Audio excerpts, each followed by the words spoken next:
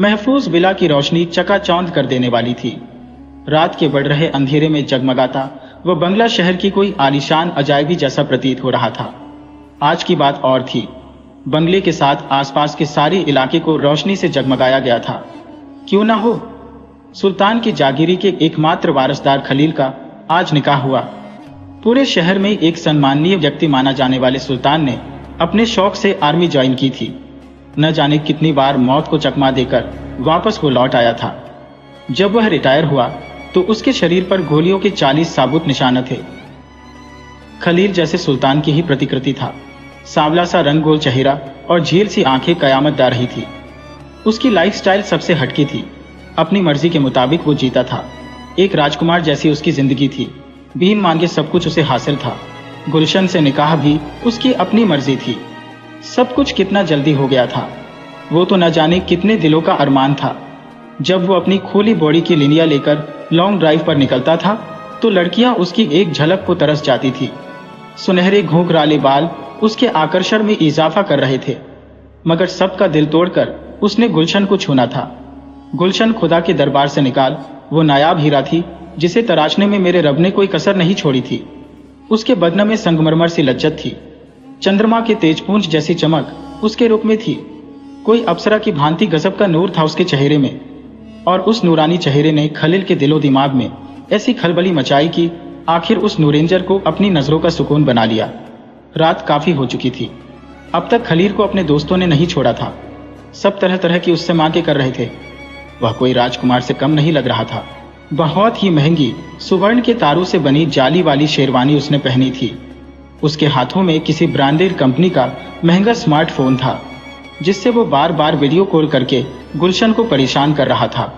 एक बार गुलशन का मैसेज भी आ गया था, अब कितना तरसाओगे मेरे राजा। खलील ने रिप्लाई दिया था, बस सब्र से काम लो मेरे दिल की सूखी धरा में बहने वाले झरने। जानते हो ना मैं झरना हूं और आपने मुझे अपने दिल में बांधा। नहीं तो गुलशन, तुम वो झरना हो जो मेरी सूखी जमी को भिगोकर ताउम्र रखोगी ना? हाँ जी, आप चले आइए, आपको भिगोने की शुरुआत कर लो। दोस्तों के बीच भी गुलशन की बातें पढ़कर उसका दिल पसलिया से टकरा रहा था। उसके होठों पर शरारती हंसी उभर आई थी। भारी भरकम जेवरों में घूम रही औरतें किसी रजवाड़ी ठाठ की झलक दिखा रही थी। खलील अब गुलशन के पास जाने को बेकरार था, मगर दोस्तों को छोड़कर कैसे निकलता। कुछ सोच ही रहा था कि उसकी चचेरी बहनें गुलाब की तरह खिला हुआ मुंह लेकर उसके सामने पेश हुई। अब कितनी देर बैठे रहना है? चलो दोस्तों से कल बातें कर लेना, भाभी इंतजार कर रही है। कहकर दोनों ने खलील का एक एक हाथ पकड़कर उन्हें खड़ा कर दिया। खलील ने अपने दोस्तों पर एक शरारती निगाह डाली और वह चल पड़ा। उसके दिल में खलबली मची हुई थी। गुलशन के दीदार को तरसता अपनी बेहया आंखों को झुकाकर वह चल रहा था। दोनों बहनों ने बेडरूम के पास लाकर उसे अंदर धक्का दे दिया। जरा सा लड़खड़ाकर खलील संभाल दरवाजा लॉक करके वो बेडरूम में दाखिल हुआ। फूलों से सारा कमरा सजाया गया था। तरह तरह के परफ्यूम से हवा महक रही थी। अपने बेड गुलाब के फूल बिछा दिए गए थे और उस पर मोगरे के श्वेत फूलों से दोनों के नाम अच्छी तरह लिखे गए थे। खलील देखता ही रह गया। जोधपुरी चुनरी के घूंघट से दो आंखें शर्म से लाल होती हुई खलील को देख रही थी। एक मासूम चेहरा बेसब्री से इंतजार कर रहा था। टुकुर टुकुर देखती आंखों में झांककर खलील शायराना अंदाज में बोला, कतरेआम करके रखा है हमारे जिगर को, इस पहलू में संभालो सुकून आ जाए। ऐसा है क्या? घूंघट से कोयल की आवाज निकली। तो इतनी देर क्यों लगाई? खलील उफनते हुए रूप के जलवे को तराशता हुआ उनके करीब बैठा। आज कोई शिकायत नहीं, ना गीला कर, मिटने दे मेरी हस्ती इस तरीके से मिलाकर। शर्म से गुलशन लाल हो गई थी। उसके करीब बैठकर खलील ने जन्नत का नजारा करना चाहा। तब उसने अपने मुलायम हाथों से खलील को रोकते हुए कहा, गुलशन का नजारा दिखाएंगे, मगर कुछ चाहिए, हमें भी चाहिए। मांगो, इस जान से ज्यादा क्या मांगोगी? आपकी जान तो वैसे भी हमारी है, बस एक वादा करो। क्या? खलील ने हैरत से उस नाचीज को देखा। आज के बाद आप सिगरेट नहीं छोड़ोगे? खलील उसकी मांग पर हैरान रह गया। गुलशन का हाथ अपने हाथों लेकर उसने कहा, जिस दिन आपका यकीन टूटे, हमारी सांसें रुक जाए। हाय अल्लाह, ऐसा मत बोलो, आज के दिन भी मुझे रुलाओगे। खलील ने उसे अपने सीने से लगाया। चांद से चेहरे की झलक पाकर उसका रोम रोम अपनी किस्मत पर शुक्रगुजार था। उसने गुलशन की पलकें चूमी, फिर चेहरे को इत्मीनान से देखा। अपने हाथ से वह उसके अलंकार उतारने लगा। सारे गहने बारी बारी उतारे, फिर दुल्हन के जोड़े को उतारने उसकी पीठ की ओर झुका। साइड पर टेबल पर रखा दूध का ग्लास उठाकर गुलशन ने खलील के होठों पर लगाया। उसकी आंखों में देखता हुआ खलील दूध पीता रहा। दूध पी लेने के बावजूद उसकी आंखों में प्यास वैसे ही थी। गुलशन का जोड़ा उतार लिया। धीमे से उसने उसकी चोली सरका ली। उसके सब्र का बांध मखमली बदन को देखकर टूट गया। उसने अपने होठ वो शरबती होठों पर रखकर शिकायत मिटाने झुका कि एक जबरदस्त धक्का खलील को लगा। धक्का उसे गुलशन ने दिया था। एक ही धक्के में वो उछलकर बेड से नीचे गिरा। वो अविश्वास भरी निगाहों से गुलशन को देख रहा था। ये कैसा मजाक हुआ? वह अपनी जगह से उठने जा रहा था कि गुलशन चिल्लाई, मुझे छूने की गुस्ताखी भूल से भी मत करना, खाक में मिला दूंगी तुझे। ये तुम क्या कह रही हो गुलशन? तुम मेरी बीवी हो। खलील की बात पर जैसे उसका मजाक उड़ा रही हो, ऐसे उसने मुंह से डरावनी हंसी निकली। खौफ खा बदतमीज, ये हुस्न तेरा गुलाम नहीं है। धड़ी भर पहले अपने लिए तड़प उठने वाली गुलशन का ये बदला हुआ रुख उसको हैरान कर देने वाला था। तेरे नापाक बदन को मुझ से दूर रख, छूना मत मुझे वरना। उसकी चेतावनी से खलील कांप उठा। गुलशन ने धक्का देकर खलील को नीचे पटक दिया था और खलील गुलशन में आए आकस्मिक बदलाव से काफी हैरान था। वह समझ नहीं पा रहा था कि अभी कुछ देर पहले तो अपने ख्वाबों की मल्लिका उससे अपनी जान लुटा रही थी, फिर अचानक उसको क्या हो गया? क्यों उसने ऐसी बात कही कि यह हुस्न तेरा गुलाम नहीं? अपने नापाक जिस्म को मुझसे दूर रख। वह खुलेआम धमकी दे रही थी कि अगर उसको छुआ तो खाक में मिला देगी। कुछ तो लोचा था। गुलशन कभी ऐसा बोल नहीं सकती, वह तो मेरी जान है। खलील सोच रहा था। कब से वह हुस्न की मल्लिका खलील के आगोश में सिमट जाने को बेताब थी। अपने यौवन की बेमिसाल दौलत को खलील के कदमों में रख देना चाहती थी। हुस्न के अमृत कुंभ का कतरा कतरा उसकी तृप्ति के लिए न्योछावर कर देना चाहती थी, मगर ऐसा हुआ नहीं। खलील भौचक्का सा रह गया था। वह डरते डरते फूलों से सजी हुई बेड पर बैठा। अरे तुम मुझसे इतनी दूर क्यों बैठे हो? अचानक गुलशन का रुख पलटा। अब किस बात की देरी है? शर्म आ रही है आपको? अभी कुछ देर पहले तो शायराना अंदाज में मुझे अपने आगोश में भर लेना चाहते थे। मेरी रुसवाई तो आपसे पल भर भी सही नहीं गई। अब आ भी जाओ, इन नशीली आंखों में खो जाओ। एक खुला हुआ रूप कयामत ढा रहा है और आप हैं कि यह शरबती होठों के जाम पिए बगैर भूत बनकर बैठे हो। गुलशन खलील को फिर से खुला आह्वान दे रही थी, मगर कुछ देर पहले जो जलवा खलील ने देखा था, वह हरकत दोबारा होने की संभावना को नजरअंदाज न करते हुए खलील घबरा रहा था। उसका घोड़ा भरा भरा बदन खलील के मन को जला रहा था। कितना बदनसीब था उसका वक्त। एक और शबाबे हुस्न खलील की रूह से मिल जाने को तैयार था। खलील उस उफनते जलवे को छूने से घबरा रहा था। क्या हुआ है? खलील को लगा जैसे गुलशन को कुछ पता ही नहीं था। उसने जो हरकत की थी उससे वो बेखबर थी। फिलहाल वो गुलशन को कुछ कहना भी नहीं चाहता था, इसलिए उसने गुलशन को सिर्फ इतना कहा, आज मेरी तबीयत ठीक नहीं है बेबी, जाओ, आज का दिन आपको बख्श दिया, मगर कल आपको नहीं छोड़ेंगे। 2 दिन का इकट्ठा मजा लूटेंगे। खलील की बात सुनकर गुलशन का चेहरा फीका पड़ गया था। अब अचानक मेरी जान को क्या हुआ? मेरे जिस्म में आग लगाकर पलटी मार ली। मार डालोगे मुझे मेरी जान, ऐसे तड़पा तड़पा कर। पर ठीक है, आपकी तबीयत नादुरुस्त है तो आराम करो। वैसे भी गुलशन सिर्फ आपकी है, जब चाहो आप अपनी जिंदगी महका सकते हो। उसने खलील के तेजोमय चेहरे को चूमा। खलील विवश होकर उस गुलाबी मखमली अंग की मल्लिका को देखता रहा। उसके अंतः वस्त्रों से उजागर हो रहे वक्षस्थल की गोलाइया को देखता हुआ वो बेड से उठा। उसको डर था कि कुछ देर और गुलशन की बगल में बैठा रहा तो फिर अपने मन को रोक नहीं पाएगा, और अब दोबारा वो जलील होना नहीं चाहता था। सामने दीवार को सटाकर एक मखमली सोफा रखा हुआ था, जिस पर कोई सोना चाहे तो आराम से सो सकता था। खलील जब तकिया लेकर सोफे की ओर बढ़ा तो गुलशन नाराज हुई। अपनी नाराजगी उसके शब्दों में उभरी। जनाब, शायर साहब, आप मेरे पास बेड पर सो सकते हो। एतबार रखिए, रात में कोई उल्टी सीधी हरकत नहीं करूंगी। फिर वह अपनी बेड पर ऐसे लेटी कि खलील का चेहरा अपनी निगाहों में रहे। खलील भी न चाहते हुए सोफे पर लेटा था। दोनों ही एक दूसरे को उलझन के साथ देख रहे थे। गुलशन समझ नहीं पा रही थी कि अचानक खलील ने उससे दूरी क्या बना ली। और खलील सोच रहा था, मेरी गुलशन मेरी होकर भी मेरी नहीं थी। आखिर क्या राज था वो? तकरीबन रात के 1 बजे का वक्त था। अपनी सुहागरात के दिन अपनी बीवी अंता वस्त्रों में अबोध यौवन का खुला दीदार कराती लेटी हो, वहां उसे नींद कैसे आनी थी? वह करवटें बदल रहा था।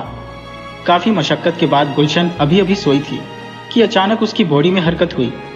उसने अपने पैरों को मोड़कर घुटनों को ऊपर उठाया। खलील हैरत से गुलशन को देखने लगा। गुलशन के चेहरे पर नशीली मुस्कान थी। वो अपने पूरे बदन को बार बार मोड़ रही थी। फिर उसका मुंह खुला। उसने दर्द को महसूस किया, मीठे दर्द को जो उसके चेहरे पर साफ झलक रहा था। वो बार बार अपने पैरों को उठा रही थी। खलील उसकी हरकतें देखकर अंदर ही अंदर जल रहा था, आतंकित हो उठा था। ऐसा लग रहा था जैसे गुलशन अपनी बेड पर अकेली नहीं थी, कोई संबंधन में उसके साथ था और वो मदहोश होकर बाकायदा उसे साथ दे रही थी। खलील को काटो तो खून नहीं, ऐसी हालत हुई उसकी। सुहागरात की रंगीनियां खलील के लिए अभिशाप साबित हुई थी। अपनी जिंदगी की बेहतरीन रात को जैसे उसके मुकद्दर से किसी ने छीन ली थी। गुलशन अपनी सजी हुई बेड पर किसी के साथ हमबिस्तर थी। उसकी हरकतें काफी देर से खलील देख रहा था। खलील कितना बेबस था कि उस नजारे को देखने के अलावा वो कुछ कर भी तो नहीं सकता था। वो सारी रात करवटें बदलता रहा। खलील रात भर नहीं सोया। जब सुबह 4 बजे गुलशन थककर चूर हो गई। गुलशन इत्मीनान से अनजान बनकर सोई थी। शायद उसको वो भी पता नहीं था कि उसके सारे ख्वाब उसकी जिंदगी में आई बेहतरीन रात ने छीन लिए थे। एक ही रात में उसने अपने जिगर के टुकड़े को कोसों दूर कर दिया था। उससे ये अनजाने में ही हुआ सही, मगर बहुत तकलीफ हुई थी खलील को। तब खलील ने हिम्मत जुटाई। सोफे पर सोकर उसका बदन दर्द करने लगा था। वो आहिस्ता से उठा। कमरे में हल्की सी रोशनी मौजूद थी। खलील और गुलशन के लिए सजाई गई बेड पर कूच ले गए फूल जैसे खलील के बिखरे अरमानों की तरह तीतर बीतर हुए पड़े थे। अपनी बेड के करीब पहुंचकर वह गुलशन को टकटकी लगाए देख रहा था। खलील को उस पर रहम आ गया। कितनी बेरहमी और बर्बरता बरती गई थी उसके साथ। बेइंतहा मोहब्बत थी उसे खलील से, और वो मोहब्बत की वजह से ही खलील अपनी भीगी हुई पल के लिए जैसे अपने आप से नजरें चुरा रहा था। उसे अपने सीने से लगाकर चीखना चाहता था। आज अपनी ही नजरों में वो जैसे गिर गया था। अपनी गुलशन के खुले बदन को लिबास पहनाने वो उसके कंधे की ओर झोंका। वो सुकून से परिपूर्ण एहसास के साथ भरी नींद में थी। उसकी पलकों पर अपने होठ रखने खलील थोड़ा ऊपर उठा की। अचानक उसकी गोल बड़ी बड़ी आंखें खुल गईं। इतनी बड़ी आंखें देखकर खलील ने घबराकर पिछेट कर ली। वो अपनी जगह पर बिना हाथ के सहारे ऐसे उठकर बैठी हो गई जैसे किसी ने उसकी पीठ पीछे से धक्का लगाकर बैठा दिया ना हो। खलील को धूरते हुए उसने मुंह से बोल फूटे, पाबंदी लगाकर रखता हूं मैं अपने नजराने पर, ये गुलशन भी मेरी, ये जलवा भी मेरा। क्या मतलब?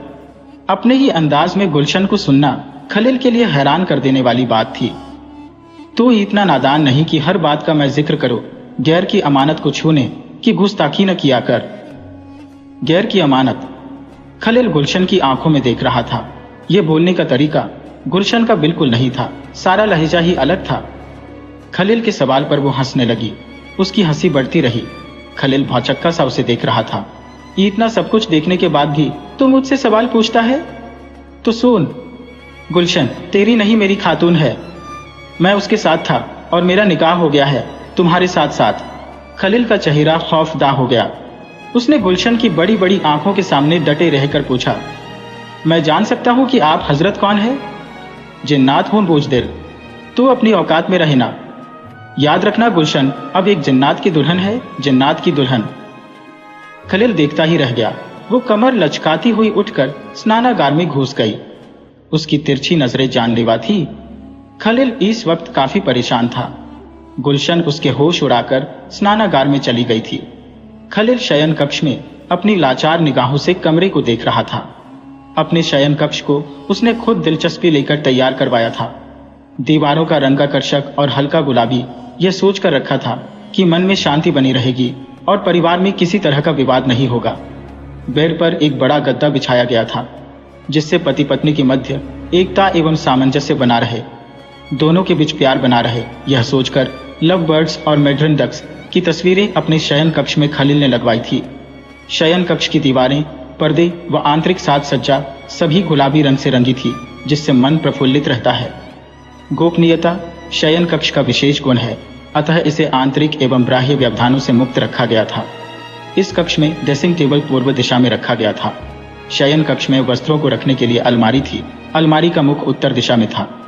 खलील का मानना था कि जिस अलमारी में कीमती आभूषण व नकदी आदि रखी जाए, उसके दरवाजे उत्तर की ओर ही खुले तो बेहतर होता है। लेकिन सब कुछ आज उसकी सोच के विपरीत हुआ था। उसकी सारी उम्मीदें तार तार हो गई थी। अपने आशियाने को जिस अरमानों से उसने सजाया था, वो सारे अरमा बिखर चुके थे और इस वक्त कमरे में मौजूद था।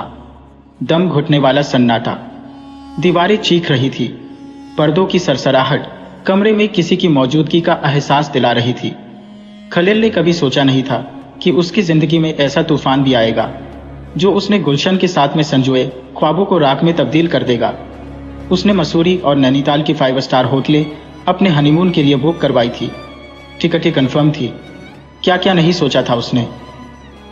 जिंदगी के इन हसीन लम्हों को वो इस तरह जीना चाहता था कि वो पल अपनी जिंदगी में गुलशन और वो खुद ताम्र न भूले, पर कुदरत को शायद यह मंजूर नहीं था।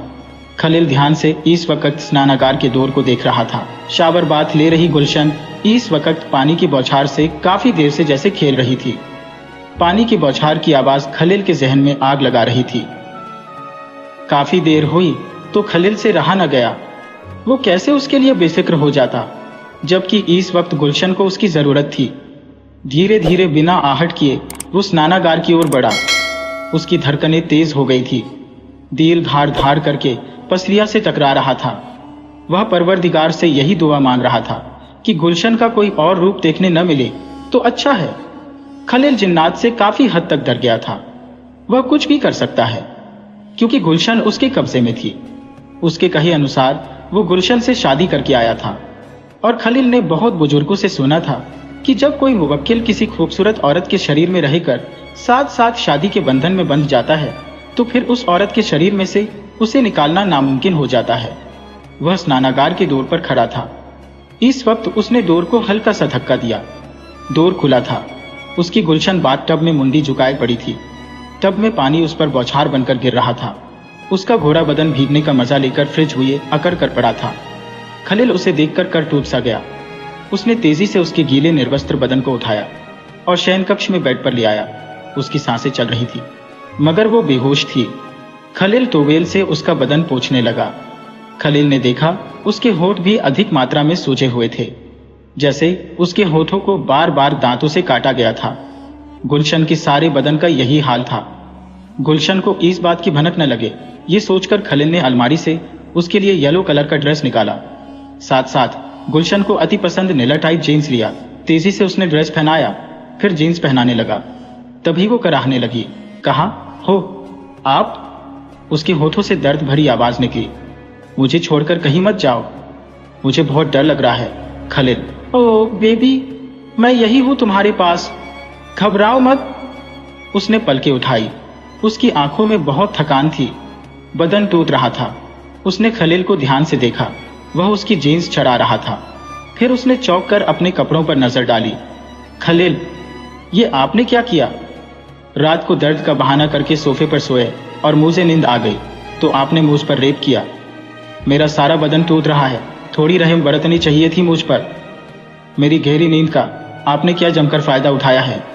खलील क्या बोलता? उसकी जबान तालू से जा चिपकती। उसने जो आरोप लगाया उसको मूक रहकर कबूल करना उसकी मजबूरी थी। आप जाओ यहां से, हमें अकेला छोड़ दो। Leave me alone please. Khalil तिलमिलाकर अपने शयन कक्ष से बाहर निकल गया। जिंदगी ने क्या खूब तजुर्ब दिए। अपनी ही लाश अपने कंधे उठाई। हमने खलील के दिल से जैसे पिघलता हुआ दर्द अल्फाज बनकर दिमाग को टटोलने लगा था। अपनी परछाई तुझको धोखा दे गई जिसे तू अपनी किस्मत समझ रहा था। खलील का दिल भी जैसे उससे बगावत पर उतर आया था। भीतर उठे झंझावात को दबोचकर खलील बाहर निकला। अब्बा के रूम के स्नानागार में घुसकर खलील ने स्नान किया। दबे पांव वहां से निकल रहा था तो सुल्तान ने उसे देख लिया। बरखुरदार, सब ठीक तो है ना? ऐसे बिल्ली की तरह क्यों भाग रहे हो? अब्बू ने पकड़ लिया तो बिना हड़बड़ाए पहले से रेडी उतर खलील ने सलाम करते हुए दिया, अस्सलामुअलैकुम अबाजान। वालेकुम अस्सलाम। वो उधर गुलशन बात ले रही थी तो मैंने सोचा मैं भी अब्बू के कमरे का उपयोग करके रेडी हो जाता हूँ। ठीक है, पर हम तुम्हारी जगह होते तो अपनी पत्नी के साथ ही बात लेते, कहकर सुल्तान हंसने लगा। खलील शर्म से झेप गया। अच्छा था कि अम्मी जान बाहर थी, वरना अब्बू की जरूर टांग खींचती। इधर आओ बैठे। सुल्तान ने एक अच्छे दोस्त की तरह खलील को अपने पास बुलाया। जी कहिए अब्बू जान। खलील अब्बा के बगल में बैठ गया, अपने चेहरे पर खोखली मुस्कान का मुखौटा चढ़ाकर। श्वेत पठानी कपड़ों में वो काफी आकर्षक लग रहा था, चेहरे पर खुदा का नूर उतरा था। देखो बेटे, सुल्तान ने खलील के कंधे पर हाथ रखते हुए कहा, मैं जानता हूं तुम गुलशन को पहले से ही बेइंतहा मोहब्बत करते हो, और सबसे बड़ा सच भी यही है, अपना दिल जिससे जितनी मोहब्बत ज्यादा करता है, फिर कभी बात बिगड़ती है तो बुरा भी उतना ज्यादा लगता है। गुस्सा, द्वेष, ईर्ष्या, नफरत, सब कुछ प्रेम की अतिरिक्तता है। मोहब्बत करते हो इसलिए एक दूसरे का ख्याल रखना। अभी उसको तुम्हारी जरूरत है। यह समय ऐसा है कि जितना ज्यादा एक दूसरे को संभालोगे, आने वाले तुम्हारे सुनहरे भविष्य के लिए यही लम्हे अहम साबित होने वाले हैं। जी अब्बा हुजूर। वो अब्बा के गले लिपट गया। अपनी आंखों से जो बांध टूटने को तैयार था, उसे काफी मशक्कत से खलील ने रोक रखा था। कैसे बताता वो अब्बा को कि बात क्या थी। कितने खुश थे परिवार के सारे सदस्य, अब्बू, अम्मीजान, चाचा, चाची और चचेरी बहनें दुआ आलमीन। हर कोई उसकी शादी के माहौल से अभिभूत था। घर में बहुरानी की मौजूदगी से फिलहाल सबके चेहरे खिले हुए थे। वो किसी को इस वक्त अपनी जिंदगी की कड़वी सच्चाई के जलजले से अवगत नहीं कराना चाहता था। सुल्तान की पारखू नजर ने यह ताड़ लिया था कि कोई तो बात दोनों के बीच ऐसी जरूर हुई है जिसके चलते खलील का चेहरा उतरा हुआ लग रहा है। भले ही न कहे, उसका बाप हो, बीन कहे, सब समझ जाता हूं। फिर सुल्तान ने खलील की पीठ पर हाथ रखते हुए कहा, मेरे बच्चे, सच्ची मोहब्बत हर किसी को नसीब नहीं होती, और जिसे नसीब होती है उसे उसकी कदर नहीं होती। आप जाइए और बहू को अपना फार्म हाउस दिखा करो। तब तक मैं आपको एक और सरप्राइज देने वाला हूं जी अब्बा, कहकर खलील उनके कमरे से अपना मुंह छुपाता हुआ बाहर निकल गया। सुल्तान अपने बेटे की हालत देखकर काफी परेशान हो उठा था। पता नहीं क्या बात थी जो वो बताने से हिचकिचा रहा था। उसका पता लगाना पड़ेगा। वो बात उसे अंदर ही अंदर खाए जा रही है। कुछ मेहमान थे जो सोए हुए थे। खलील चुपचाप अपने कमरे में वापस घुस गया। कमरे में डरते डरते उसने कदम रखा। उसे डर था कहीं फिर गुलशन भड़क गई तो। स्नान करने के बाद कुछ थकान कम लग रही थी, मगर मानसिक परेशानी बढ़ गई थी। उसने सारे कमरे को ध्यान से देखा। पहली निगाह में कहीं कुछ अप्रिय नहीं लगा। बेड की चद्दर सलीके से बिछाई गई थी। कुछ भी अस्त व्यस्त नहीं था। कहीं गुलशन नजर नहीं आ रही।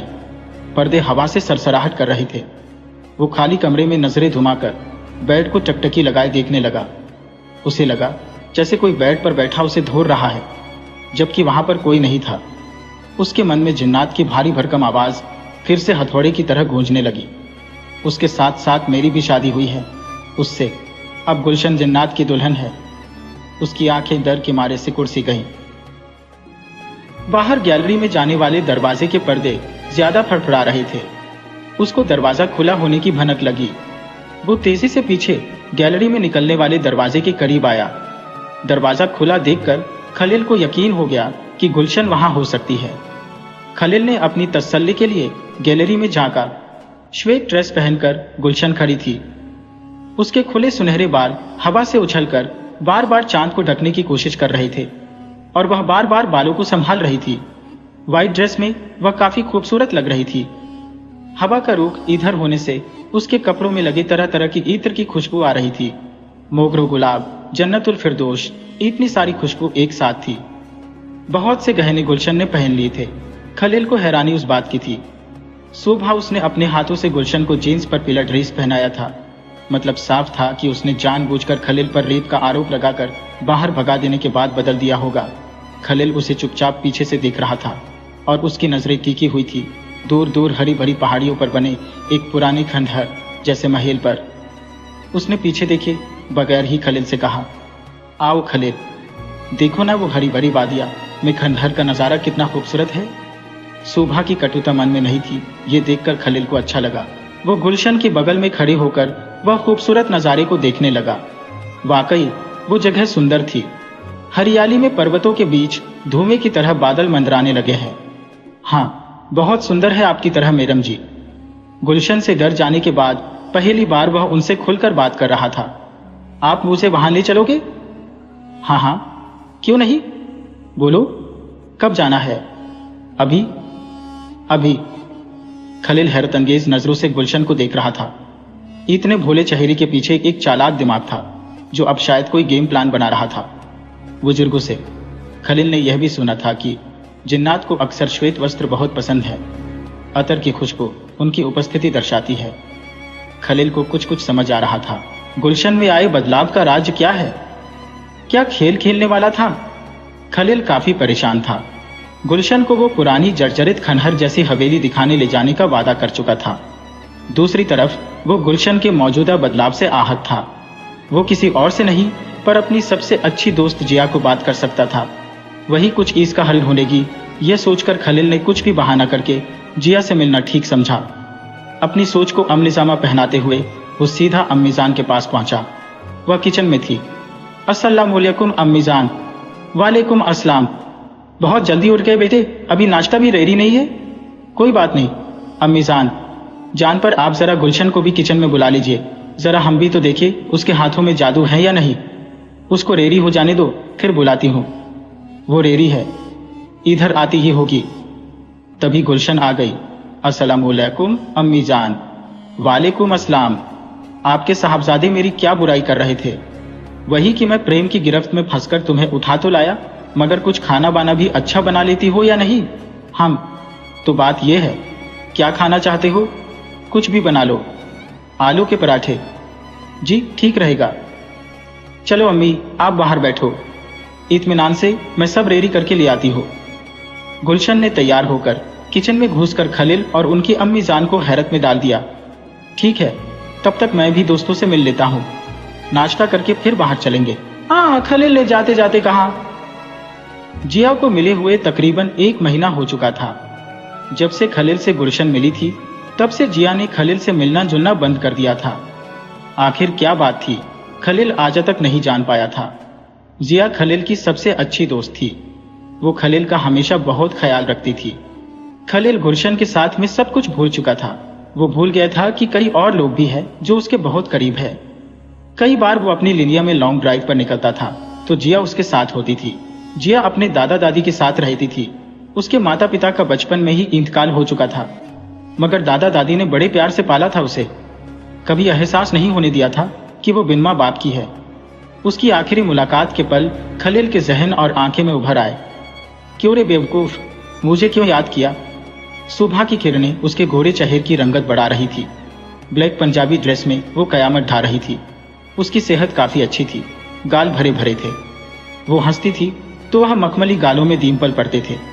उसकी हरपची पर चर्बी की वजह से दाढ़ी नीचे का हिस्सा काफी भारी लग रहा था। उसके सुनहरे बाल और खूबसूरत चेहरे की बहुत कुछ बोलती आंखें खलील के मन को भाती थी। अब ऐसे क्या देख रहा है खलील? मैं हूं, भूल गया मुझे?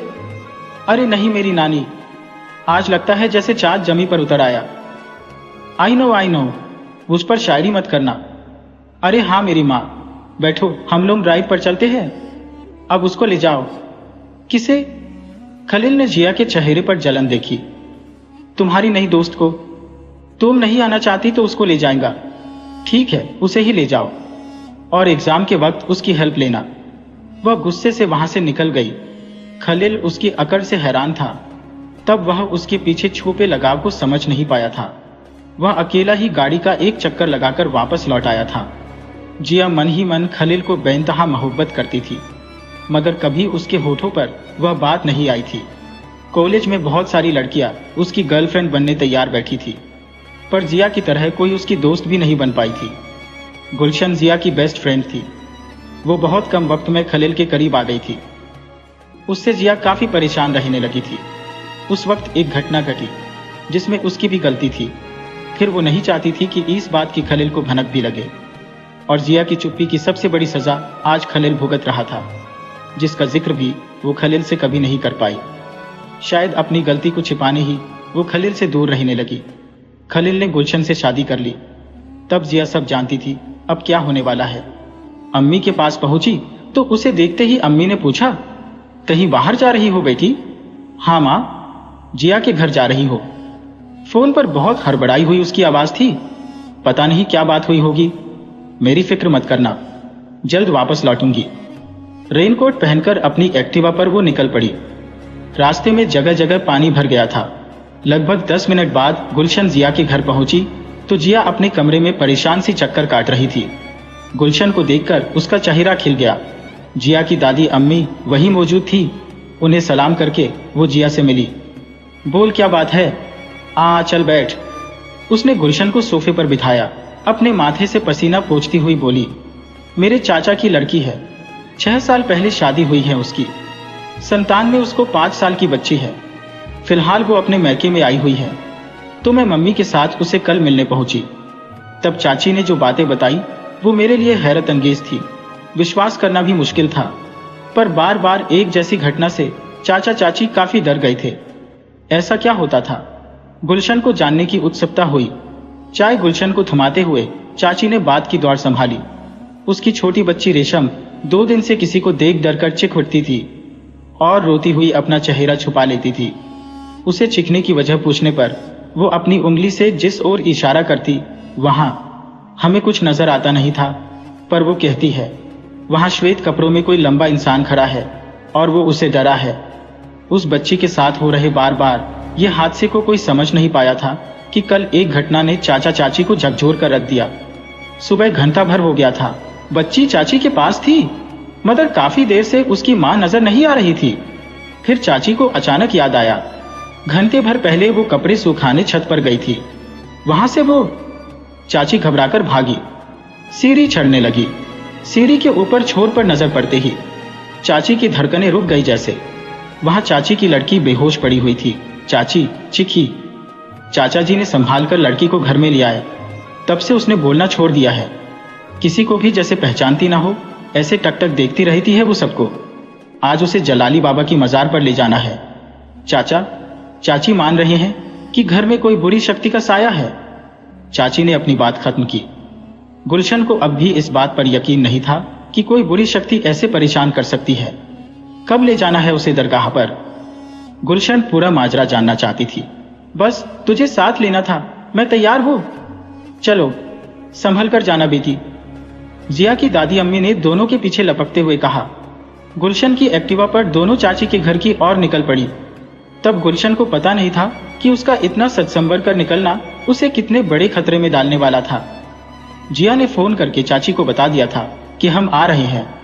चाचा चाची लड़की को गाड़ी में लेकर तैयार बैठे थे। जिया और गुलशन जैसे ही वहां पहुंची कि फटाफट एक्टिवा खड़ी करके उनके साथ दोनों बैठ गई। लड़की चुप बैठी थी। उसको कहीं ले जाया जा रहा है उस बात की जैसे उसे भनक भी नहीं थी। सब बाबा की मजार पर पहुंचे। सब ने वुजू बनाया और फिर चाची लड़की को लेकर मजार के इर्द गिर्द 7 चक्कर घुमाने लगी। उसके हाथों से धागा मजार की जाली पर बंधवाया। फिर जब उसे वुजू के हौद से कोने कोने से उसको पानी पिलाया तो वो चीख उठी, मार डाला रे, मुझे मार डाला।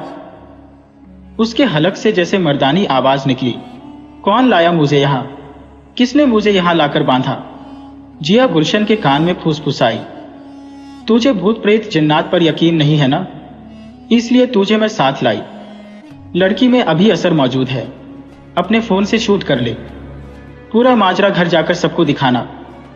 गुलशन को जिया की बात सही लगी। लड़की चिख रही थी, चिल्ला रही थी। गुलशन ने अपने फोन से वीडियो रिकॉर्डिंग शुरू किया। वह लड़की बड़ी बड़ी आंखें निकाल रही थी, सबको खुली धमकी दे रही थी, मुझे यहां लाकर बांधने वालों को मैं बख्शूंगा नहीं, हलक से जबान निकाल लूंगा सबकी। उसकी बड़ी बड़ी आंखें देखकर जिया डर रही थी। गुलशन के लिए तमाशा हैरान कर देने वाला था। लड़की के शरीर में जिन्नात हावी था। उसका मतलब यही था कि छोटी बच्ची को जो शख्स नजर आ रहा था वह जिन्नात ही था। यह बात साफ हो गई थी। उसने अपनी गर्दन हिला हिलाकर, बचाओ मुझे, बचाओ, मत जलाओ, जाने दो मुझे, छोड़ो मुझे, ऐसे बचने की गुहार लगाई। लगभग आधे घंटे तक उसने हाजिरी भरी। उसको घर लाया गया। तब वह काफी हद तक ठीक थी। उसकी आंखों पर से वजन हट गया था। वह चाचा चाची को पूछ रही थी कि आखिर उसको क्या हुआ था, क्यों उससे जलाली बाबा की मजार पर लाया गया था, मगर किसी ने उसे हकीकत से अवगत नहीं कराया। गुलशन अपनी एक्टिवा पर वापस घर लौट आई थी और अपने कमरे में बैठकर बार बार उस वीडियो को देख रही थी कि तभी एक खौफनाक घटना घटी। मोबाइल पूरा वाइब्रेट होने लगा, जैसे उसको लगा धुआं बनकर कुछ बाहर निकल रहा था। टकटकी लगाए वह देखती रही। एक पल के लिए उसको लगा था कि शॉर्ट सर्किट की वजह से मोबाइल खराब हो गया है, मगर हकीकत कुछ और थी।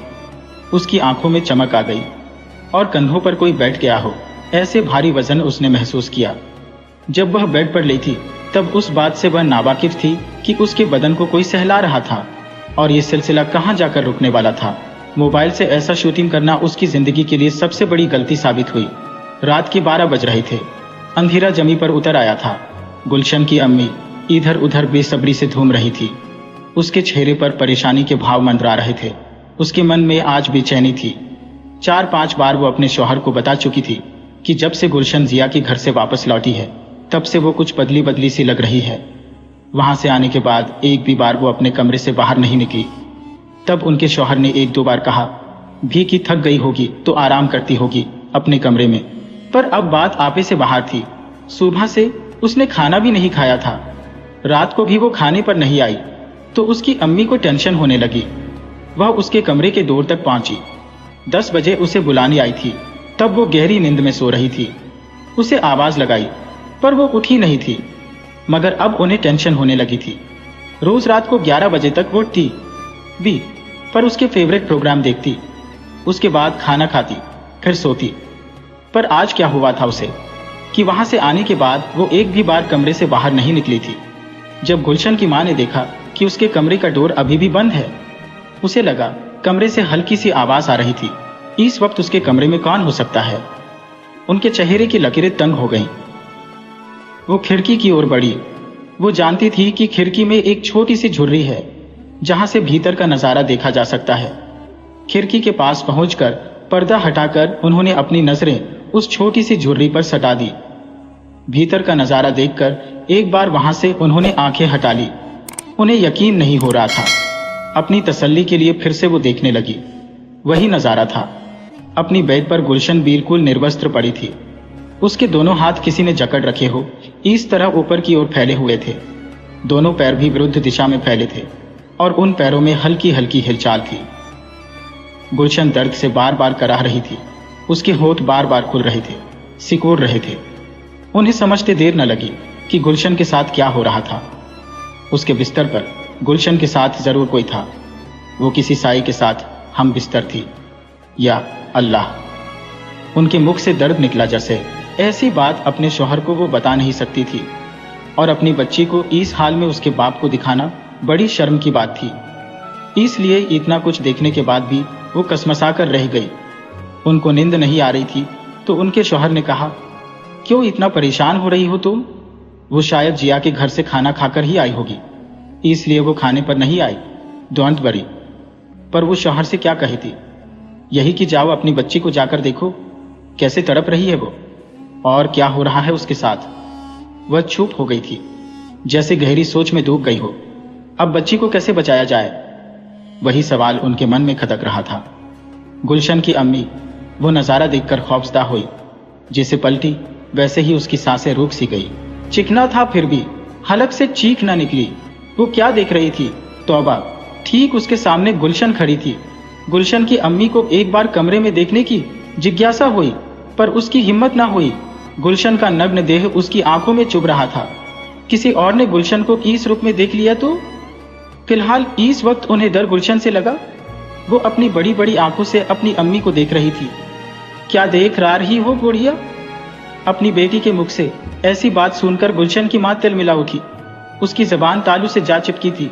उसके मुंह से गेंगे फेंफे होने लगी। गुलशन इस वक्त जैसे होशो हवास में नहीं थी। वो आगे बढ़ी। उसकी आंखें गुस्से से लाल हो गई थी। तेरी हिम्मत कैसे हुई हमारे कमरे में झांकने की?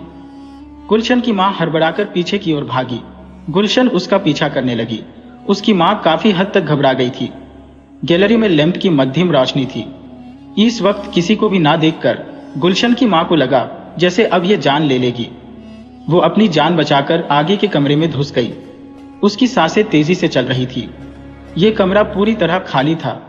एक बेड थी, 2 बड़े बड़े सोफे थे, दीवारों पर पर्दे की सरसराहट थी और जान लेने वाला सन्नाटा था। दरवाजे को चटखनी चढ़ाकर वो लंबी लंबी सांसें ले रही थी। डर उस पर इस तरह हावी था कि वो बार बार पूरे कमरे में नजरें घुमा लेती थी। उसकी बेटी अब कोई 5वीं शक्ति के शिकंजे में फंसी थी। वो किसी को पहचान नहीं रही थी। किसी की भी जान लेने पर वो आमदा थी। उसका भरोसा करना मतलब मौत को जानबूझकर दावत देना था। गुलशन की माँ बड़ी कश्मकश में थी कि कैसे अपनी जान बचाकर यहाँ से निकला जाए। वो नजरें गड़ाए बाहर मौजूद हो सकती है। कोई और आ गया तो गुलशन उन्हें भी अपने लपेटे में ले सकती थी। इस वक्त उसके रास्ते में जो भी आए वो बख्शने वाली नहीं थी। गुलशन की मां ने हिम्मत करके फिर से दरवाजा खोला। गैलरी सुनसान थी, कोई भी चहल पहल नहीं थी। सब कमरों के दरवाजे बंद थे। गुलशन की मां को इस वक्त दौड़ लगाकर अपने कमरे में घुस जाना ठीक लगा। वो भागी जैसे अभी भी उनके पीछे भूत पड़ा ना हो। वो अपने कमरे में घुसी कि उसकी रूह डर से कांप उठी। उसके सामने बड़ा ही खौफनाक दृश्य मौजूद था। वो अपनी जगह पर ही कांपने लगी। कुछ बातें जिंदगी में अचानक बनती है और हमने जो कभी सोचा भी ना हो ऐसी होती है। गुलशन की अम्मी के साथ भी यही हुआ था। उन्होंने सोचा भी नहीं था कि बेटी की चिंता में उसका पीछा करना अपनी जान के लिए खतरा भी बन सकता है और कुछ भयानक हादसों की वो शिकार भी हो सकती है। अपनी जान बचाकर वो जैसे ही अपने कमरे में पहुंची तो कमरे का नजारा देखकर उनके हलक से चिख निकली। उनकी चिख सुनने वाला अब कोई नहीं था। सामने ही उनके शौहर का गला दबोचकर गुलशन बैठी थी। उसको नग्न देखने से पहले उन्हें नींद में ही गुलशन ने राक्षसी ताकत लगाकर उनकी सांसें छीन ली थी। उनके शौहर की मुंडी एक और लुढ़क गई थी। उसके चेहरे पर विजयी चमक थी। वो अपनी मां को कातिलाना निगाहों से घूर रही थी। मैं जानती थी बोरिया, तू छटपटाती हुई अपने शौहर से चुगली करने जरूर आएगी। तू कुछ कर पाती उससे पहले मैंने सारा खेल ही खत्म कर दिया। ये तूने क्या कर दिया मेरी बच्ची? पहली बार वो सिसक पड़ी। बच्ची नहीं हूं मैं तेरी, जिन्नात हूं मैं। एक मुवक्किल मुझको तेरी बेटी लेकर आई है और अब उस पर मेरा दिल आ गया है। उसको छोड़कर मैं कहीं जाना नहीं चाहता। शादी करना चाहता हूं उससे और तेरी बेटी को मेरी दुल्हन बनाना चाहता हूं। मेरी इस ख्वाहिश को तो पूरी करेगी, वरना तेरा भी हश्र यही होगा।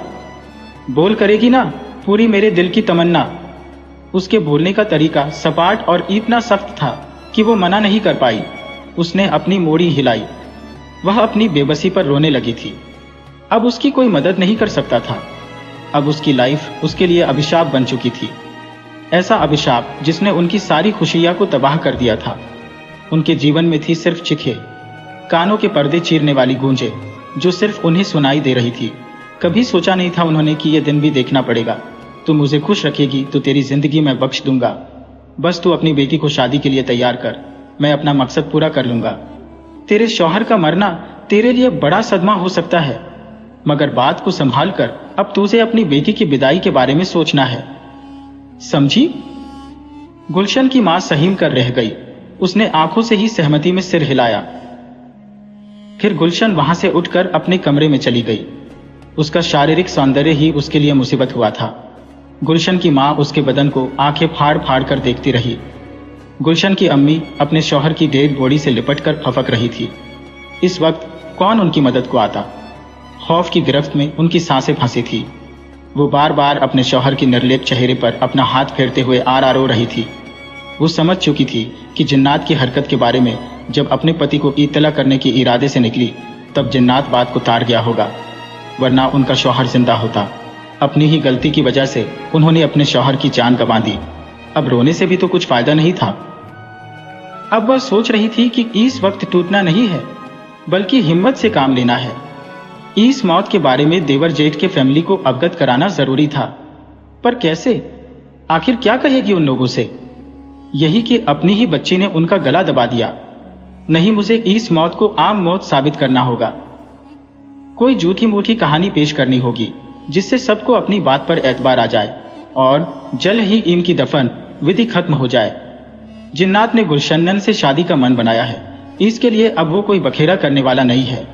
पर गुलशन के लिए अच्छा लड़का कहां से ढूंढूंगी मैं? गुलशन को ही पूछना पड़ेगा। उसको कोई लड़का पसंद होगा, उसके साथ निकाह कर देंगे। वो अपने शौहर की लाश को गोद में लेकर बेटी के निकाह के बारे में सोचने वाली दुनिया की पहली औरत होगी।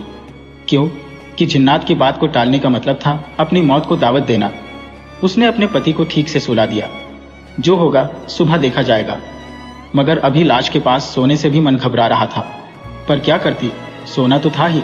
भले ही नींद ना आइए, पर यह कयामत सी रात निकालनी थी। डेड बॉडी के पास रहकर वो बेड के सामने रखे सोफे पर पसर गई और अपनी रक्तिम आंखों से खौफजदा होकर पूरे कमरे को देखने लगी।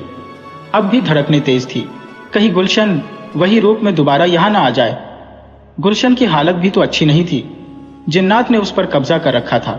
मैं बार बार उसे इसलिए टोकती थी कि वो इतना सज-धज कर कहीं बाहर ना जाया करे, पर वो कहाँ किसी की सुनती थी।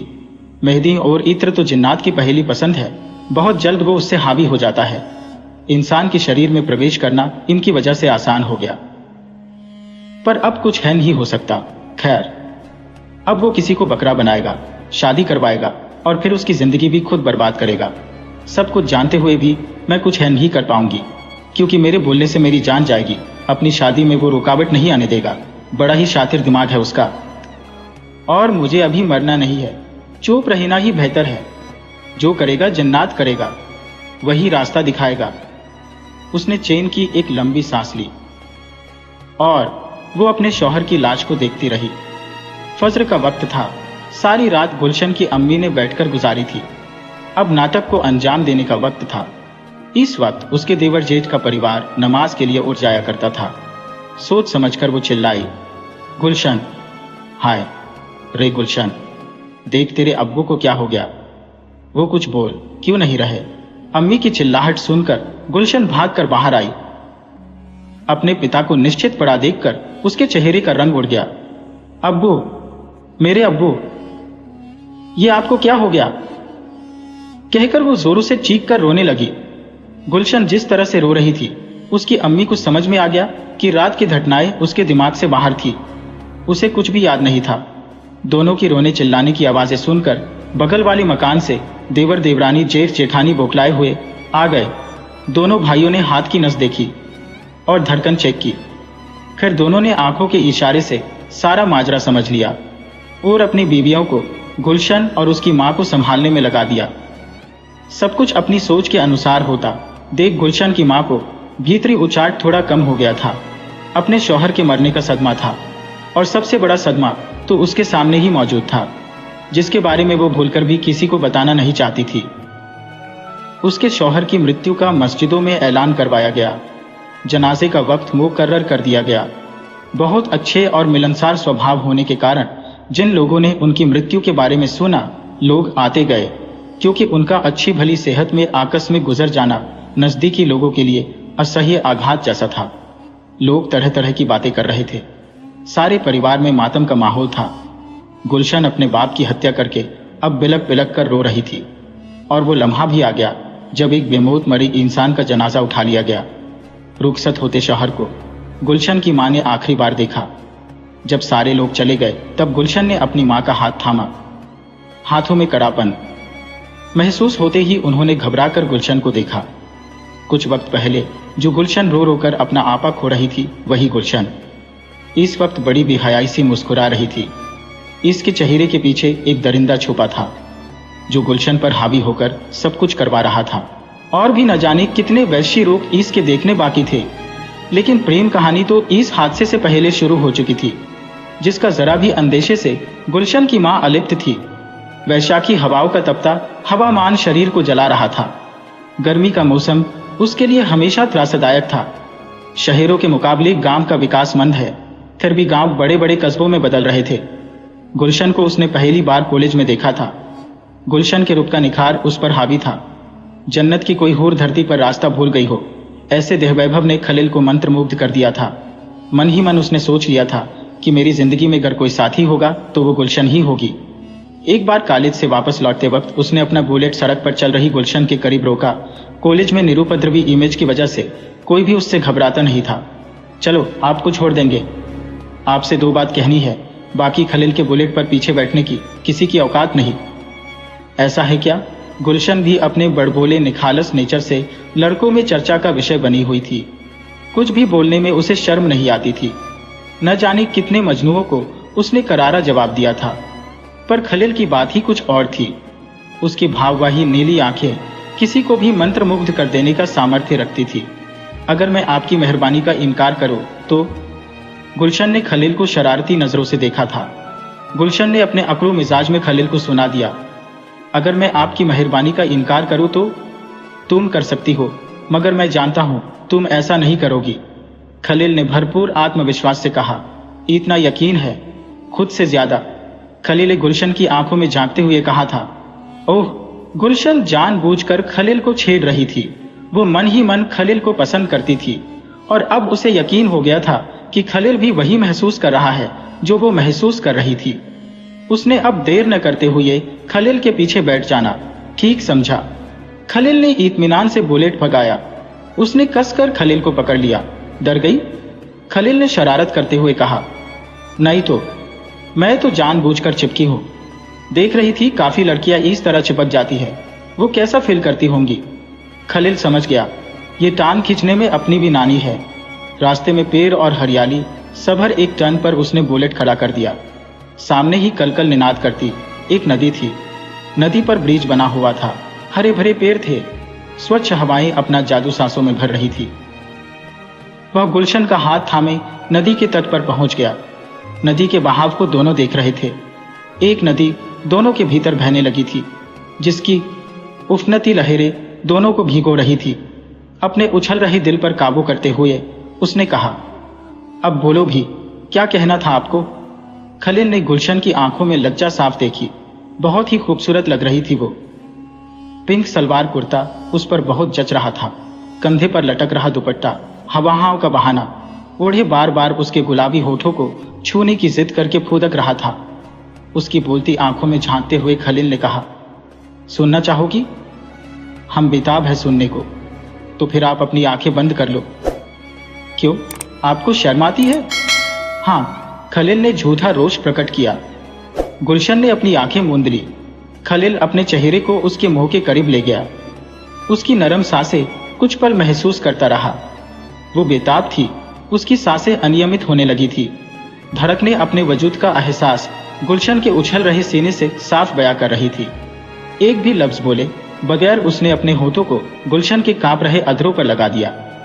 एक किस हल्के से जैसे उसकी रूह को छू गई। कुछ भी बोले बगैर गुलशन ने खलील को अपने सीने से लगा लिया। उसकी आंखें बंद थी, दिल धड़क रहा था और भीगी सी आवाज में वो कह रही थी, हमें कभी छोड़कर कहीं मत जाना खलील, हम मर जाएंगे। हम आपसे बहुत प्यार करते हैं। अच्छा हुआ आपने हमें एहसास दिला दिया, वरना हम तो तुम्हारे इंतजार में ही घूट घूट कर मर रहे थे। हम आपको छोड़कर कहीं जाने वाले नहीं हैं गुलशन। खुदा ताला को साक्षी मानकर हम आपको वचन देते हैं, ये हमारी सांसें हमेशा आपकी तलबगार रहेगी। हम जिएंगे आपके लिए और मरेंगे। गुलशन ने अपना हाथ खलील के मुख पर रख दिया। फिर कभी ऐसी बात मत करना। उसकी आंखें भर आई थी। आज दोनों ने जैसे सारा जहां पा लिया था। कुछ भी तो कमी नहीं थी, जैसे सब कुछ अपना था। ये धरती, ये नजारे, ये अंबर, ये तारे, सब कुछ। वो दोनों सुकून से एक दूसरे को ऐसे सीने से लगाए खड़े थे जैसे अब आखिरी सांस तक जुदा होना नहीं था उन्हें। फिर क्या था, खलील और गुलशन दोनों का बार बार मिलना आम हो गया। प्यार का वो असीम एहसास था जो जिंदगी को संवारने का हुनर रखता था। पर उन्हें क्या पता था कि यही साथ उनके लिए दोनों के बीच की दूरी में बदलने वाला है। सुबह जब गुलशन के अब्बू को दफना दिया गया तो सबसे अधिक खुशी गुलशन के चेहरे पर उसकी अम्मी ने देखी। उसके चेहरे पर नजर आने वाली रहस्यमय मुस्कान किसकी थी? वो गुलशन की अम्मी समझ चुकी थी। पूरा दिन वो हंसी गुलशन की अम्मी को छोपती रही। हर वक्त वो उससे बचकर रहती थी। घर में चूल्हा नहीं जलाया था। अपने देवर जेठ के घर से खाना भिजवा दिया गया था। माँ बेटी दोनों ने वही खाया। घर पर बैठने आ रहे मेहमानों के बीच भी गुलशन की अम्मी खुद को तन्हा महसूस कर रही थी। दिन भर गुलशन की अम्मी यही सोचती रही कि कभी ये दिन ढले ही नहीं और रात ही ना हो। पर सब उसकी सोच के मुताबिक तो होना नहीं था। रात का वक्त था। पर्दे का आज उनका पहला दिन था। मोहल्ले की औरतें देर रात तक घर पर बैठी थी। वो तो किसी को अपने घर जाने देना नहीं चाहती थी, पर ऐसा संभव भी तो नहीं था। और किसी को रोक भी लेती तब भी जिन्नात के खौफ से कौन बचाता। उसे वो गुस्से में आकर कुछ भी कर सकता था। वो अपने फायदे के लिए किसी की जिंदगी खतरे में नहीं डाल सकती थी।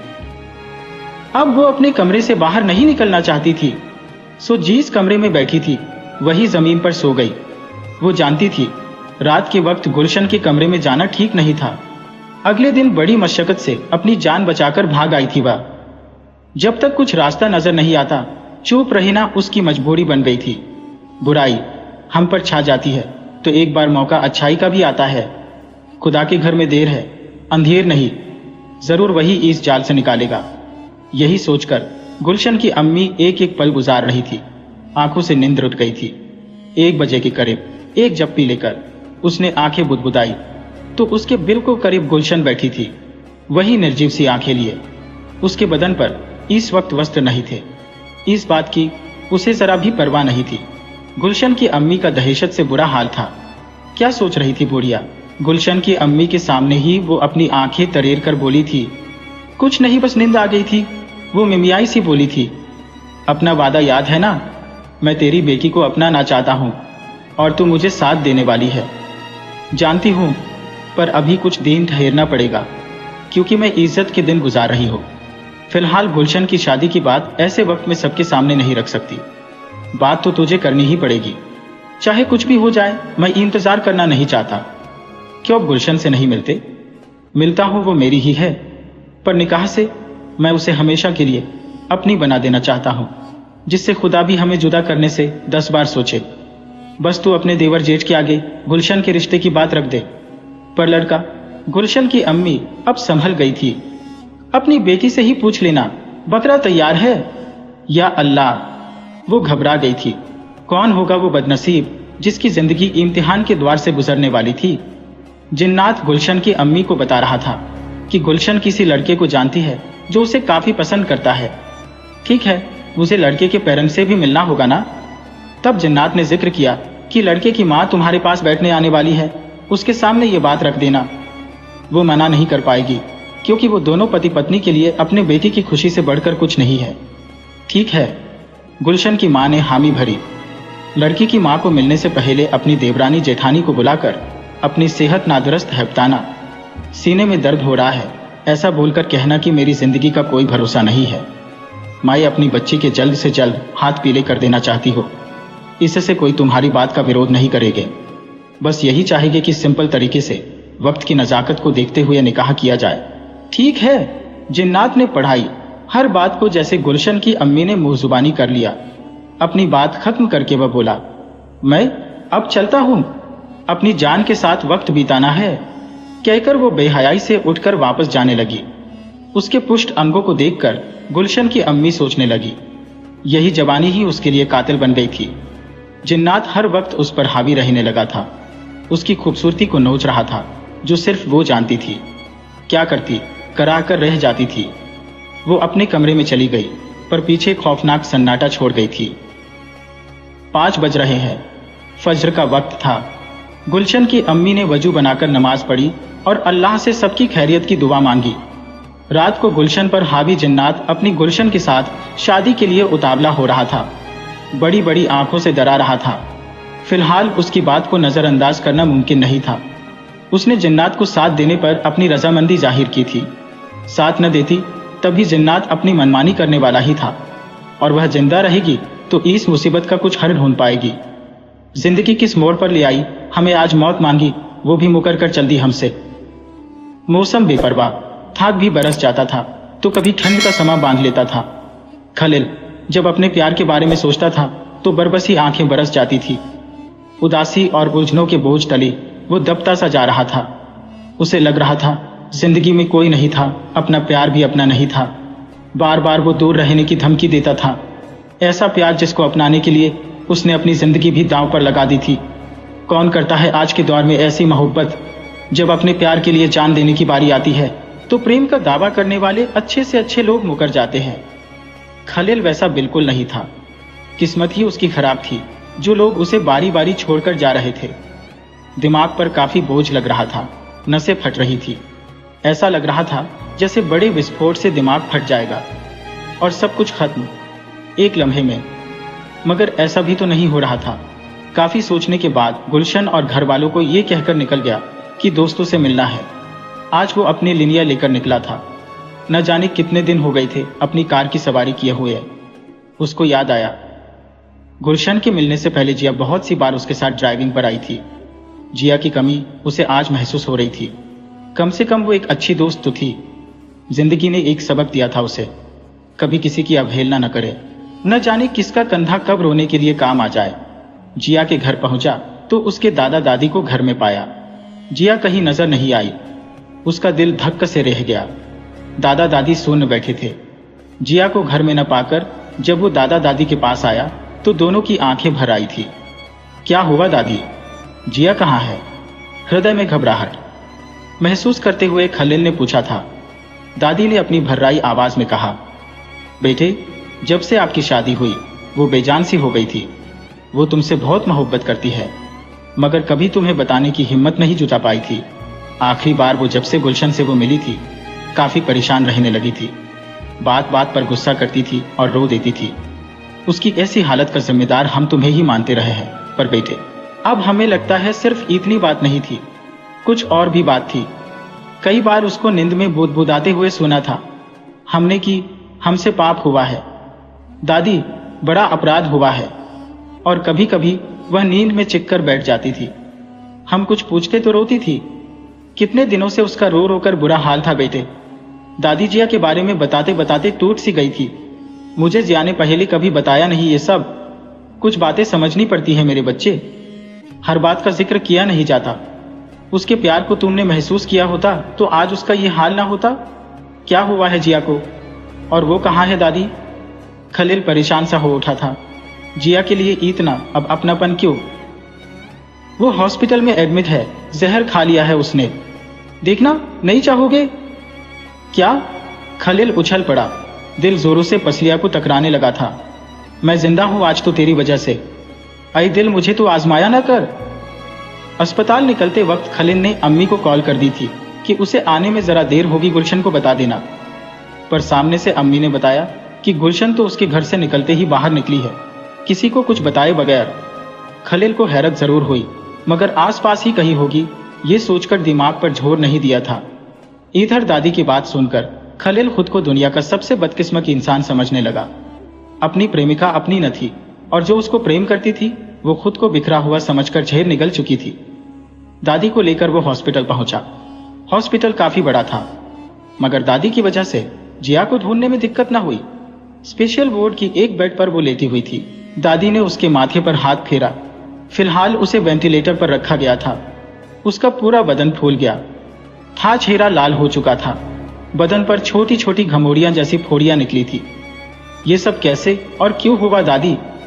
खलील की आवाज सुनकर जिया ने आंखें खोली। वो खलील को देखकर घबरा गई। उसकी आंखें चौड़ी हो गई। उसके हाथ में सिरींज लगी थी, फिर भी वह खलील को बाहर जाने का इशारा कर रही थी। खलील समझ गया था कोई तो ऐसी बात थी जो जिया जानती थी, मगर अब डर रही थी। दादी ने बताया कि इसने जहर पिया। वो बात का अच्छा हुआ मुझे पता चल गया, और मैंने फौरन ऑटो में इसे अस्पताल पहुंचाया। डॉक्टर ने इसे वॉमिट करवाकर जहर निकाल दिया है, मगर कुछ तो असर बाकी रहना था। सो धीरे धीरे ठीक हो जाएगी बेटे। डोंट वरी दादी, आप घबराओ मत, इसे कुछ नहीं होगा। मैं हूं ना, कुछ नहीं होगा इसे। जिया की आंखें झील मिला उठी। खलील ने जैसे एक अधिकार से कहा तो जिया की पलकों से पानी बहने लगा था। खलील की समझ में यह बात आ चुकी थी कि जिया जिन्नात से खौफ खाई हुई है शायद, पर जिन्नात जिया को नुकसान क्यों पहुंचाएगा भला? वो बात उसके भेजे में नहीं घुस रही थी। खलील ने जिया की भीगी आंखों में झांकते हुए कहा, क्या बात है जिया, तुम कुछ बताना चाहती हो? क्या बात है जो आप हमसे छुपा रही थी? जिया ने इशारे से कागज कलम मांगी। खलील ने तुरंत एक कागज और कलम की व्यवस्था की। जिया ने अपने कांपते हाथों से लिखा, मैं गुनहगार हूं, मेरी वजह से गुलशन की जान जिन्नात के कब्जे में है। उसकी मां की आंखों में मैंने जिन्नात का खौफ देखा था। तब जब गुलशन के अब्बू की जान गई, उन्हें भी मेरी वजह से ही जान गंवानी पड़ी। मैं जानती थी कि जिया जिन्नात भूत प्रेत पर यकीन नहीं करती थी। सो उस दिन मेरे चाचा की लड़की जो जिन्नात के साए में थी, उसको दिखाने गुलशन को मैं साथ ले गई। गुलशन ने उसकी बेटों की हरकतों को अपने मोबाइल में वीडियो बनाकर कैद किया और तभी से वो इसके साथ आ गया था। या अल्लाह, खलील ने एक लंबी सांस ली और कहा, तुम्हारा उसमें कोई कसूर नहीं। तुम वीडियो बनाती तो वो तुम्हारे साथ भी आ सकता था। तुम ये सब करके क्या साबित करना चाहती थी? मुझसे प्रेम करती हो ऐसा? तुम्हें कुछ हो जाता तो मैं तो जीते जी मर जाता। खलील ने पहली बार जिया से अपना चेहरा छुपाया। उसके लिए प्यार उसकी आंखों से बहने लगा था। चलो दादी, कौन सा डॉक्टर? इसका इलाज कर रहा है, मैं उसे मिल लेता हूँ। दादी ने डॉक्टर माथुर का नाम दिया। खलील वहां से सीधा डॉक्टर माथुर को मिलने गया। तभी वहां गुलशन ने कदम रखा। जिया की आंखें फटी की फटी रह गईं। सुल्तान की परखों निगाहों ने ताड़ लिया था। खुशहाल रहने वाला लड़का अचानक चुप हो गया था। वजह जानना जरूरी था, कहीं ऐसा ना हो कि बात फिर आपे से बाहर निकल जाए। सुल्तान भी बिना बताए घर से बाहर निकल गया। खलील दोस्तों से मिलने का बहाना करके कुछ और ही फिराक में था। बात जो भी थी वह पता करके रहेगा। गुलशन और खलील के बीच अनबन थी, दूरी थी। उसकी तह तक जाने का फैसला करके सुल्तान सीधा गुलशन के मैके पहुंच गया। इस वक्त घर के भीतर जाना वाजिब नहीं था, तो उन्होंने कटहरे में से ही आवाज लगाई, सायरा जी, कोई है घर पर? अस्सलामुअलैकुम। सलाम करती हुई समधन की देवरानी बाहर आई। आइए संबदी जी, अचानक कैसे आना हुआ? वालेकुम अस्सलाम।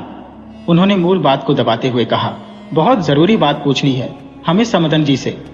मगर कश्मकश में थी कि ऐसे हालात में कैसे मिले जब वो पर्दे के दिन गुजार रही है। ऐसी क्या बात है? देवरानी को जिज्ञासा हुई। वो सिर्फ उनको ही बता सकता हूं। ठीक है, मैं भीतर पर्दा लगा देती हूँ, पर्दे की बाहरी तरफ से। जो पूछना है पूछ लेना। आपका बहुत बहुत शुक्रिया। पर्दा लगाकर सुल्तान को पर्दे के करीब बुला लिया।